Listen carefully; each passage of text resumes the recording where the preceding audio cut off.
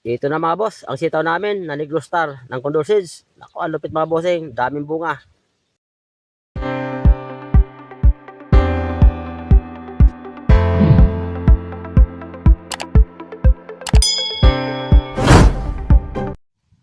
Hello mga boss, shout out po sa inyo lahat.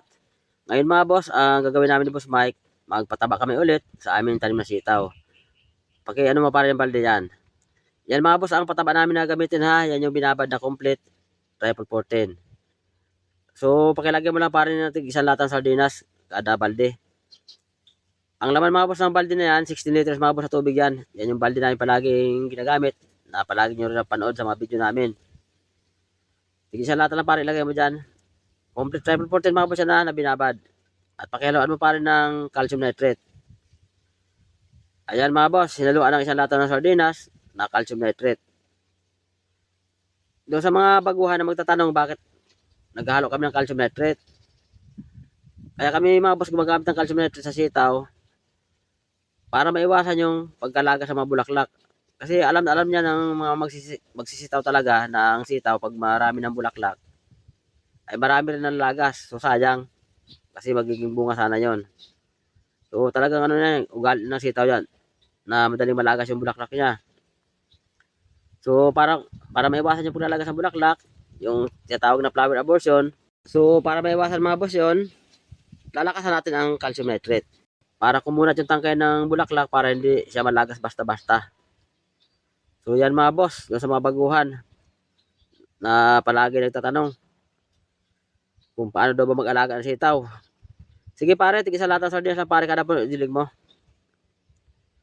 So yan mga boss ha, tig isang latang sardinas lang ang dilig kada puno. Ang edad mga boss ng sitaw, 47 days after sowing. Tapos, step number 7 na ito mga boss ng aming pagpataba. Sa ginagawa namin step by step na pag-alaga ng sitaw mga boss. Ito na mga boss, ang step number 7 ng pagpataba namin. Dahil sa mga baguhan na sinusubaybayan itong ginagawa namin na step by step na pag-alaga ng aming sitaw.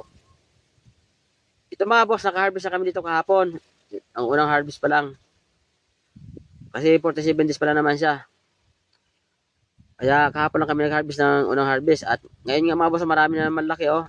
Ay bukas to harvest kami ulit. At bukas malalaki na bukas yan. At hindi naman siya pwedeng harvestin na over sa edad. At pag namaga yan, hindi rin mabibili sa palengke. Kasi lantahin nga yun pag maga na.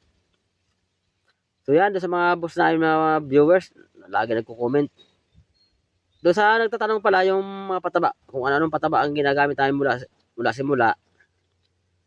Yung unang pataba namin dito mga boss, yung unang 10 days after sowing, ang ginamit kong pataba mga boss, kalating lata ng sardinas na urea, tinunaw ko sa 16 liters sa tubig at yun ang dinilig sa sitaw. Pagkatapos, ang pangalawang pataba namin dito, ang ginamit kong pataba ng mga boss, 16-20. Pagpaugat naman, at may halong anaa. Ang pang tatlong pataba namin dito mga boss, ang ginamit namin pataba na, ano na mga boss, yun ang 1846, yung diammonium phosphate. So para mapanood mga boss ang kumpletong video ng step by step ng pag-alaga ng sitaw, pakipunta lang mga boss sa playlist. At nandun mga boss, magkakasama yung video ng step by step na pag-alaga namin ng sitaw at pagpataba. Ang title mga boss ng folder, paano magpataba ng sitaw. So i-open nyo lang mga boss yun para mapanood nyo ang mga video ng step by step na pagpataba. Para pati yung mga resyo na pataba at pataba ginamit namin mga boss ay makuha nyo, matutunan nyo. Kasi kung sa comment ko lang kayo mga boss replyan ay hindi natin yan masagot ng lahat. Kasi step number 7 na ito. Mas maganda mga boss, panoorin nyo lang talaga para kayo na mismo actual nyo mapanood kung ano yung ginagawa namin at ginagamit ng mga pataba. Doon naman sa mga pang-spray naman na maraming nagko-comment, ano daw ba yung gamot sa gapang? Yung gapang kasi mga boss at natawag nila yan yung leaf miner sa dahon. So medyo makulit nga kasi yung leaf miner, mahirap din siyang minsan mahirap kontrolin lalo pag hindi lason.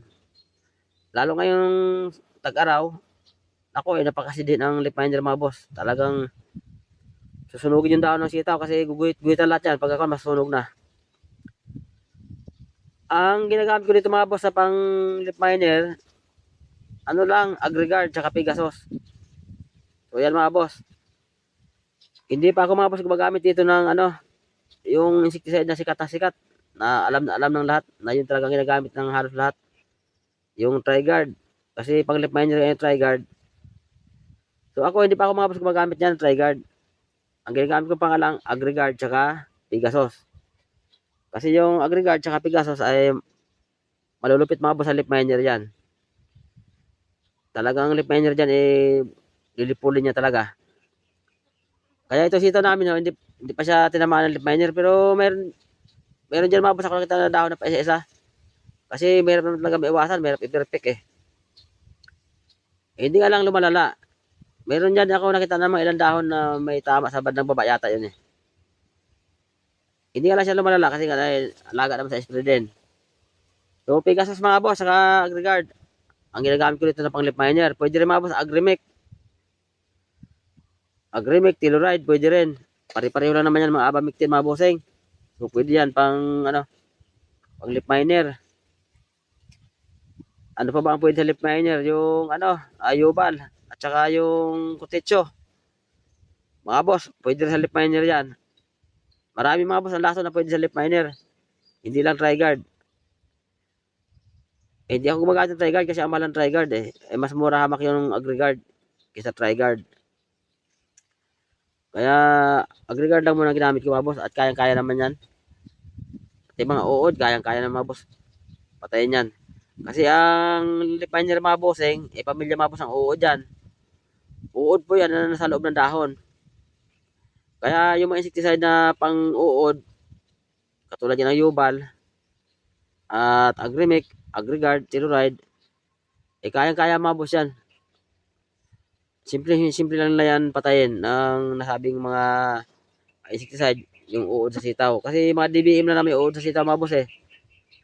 Mga DBM yung uod sa sitaw. Dyan magaling ang ano, Abamectin. Tsaka yung Kutetso at Pegasus. Sa DBM sila magaling. Kaya kayang-kaya patayin mga boss yan. Pwede rin mga boss Exalt. Marami mga boss lason na pwedeng pang lip miner. So ako nga ang ginagawa ko lang mga boss para makatipid, naghahanap-hanap lang ako ng medyo mura. Na medyo murang insecticide para hindi tayo masyado masaktan sa gastos. Kasi kung Agrimec abi natin, lagi, naku, ang mahal. Bagamat ang Pegasus nga, mahal din. Kaso lang mga tira namin sa sili yon, yung Pegasus. Kaya hindi kami bumili kasi may mga tira ko sa sili na karaan taon. Ginamit ko na sa sitaw. So, bali yung Agri-Guard na bili kong basan ngayon, mga bossing. So, yun mga boss, sa mga viewers namin, mga baguhan na tatanong palagi. Ang variety mga boss ng sitaw, ano ito mga boss? Negro Star ito mga boss. Ito yung Negro Star ng Condor Seeds. Na napakalupit naman talaga mamunga oh. Oh, grabe bunga mga bossing. Antin din ang bulaklak. So hanggang dito muna ako mga boss. Bye bye muna. Abangan nyo lang mga boss ang next video. At next update pa lang sitaw nito. Bye bye. Evergross na ang kaibigan nyo mula Luzon, Visayas at Mindanao. Sa ibigan ng mga magsasaka, Albatross Vlog Channel sa YouTube and Facebook nagbabahagi ng kaalaman kung paano magtanim at mag-alaga ng mga sili, gulay, palay at iba pa. Kaya kung baguhan ka at ngayon ka pa lang, magtatangging dito ka lang manood kay Albatross Vlog Channel at sigurado may matutunan ka step by step kung paano magtanim at mag-alaga ng mga sili, gulay, palay at iba pa. Albatross Vlog Channel, share tips and technique kapag sili farming and other vegetable crops. Dito ka lang manood kay Albatross Vlog Channel. Kaibigan ng mga sili farmers, Luzon, Visayas at Mindanao. Albatross Vlog Channel, papapanood sa YouTube at Facebook. Albatross Vlog Channel, share tips and technique kapag sili farming, palay, gulay at iba pa. Albatross Vlog Channel, share tips and technique about sili farming, palay, gulay at iba pa.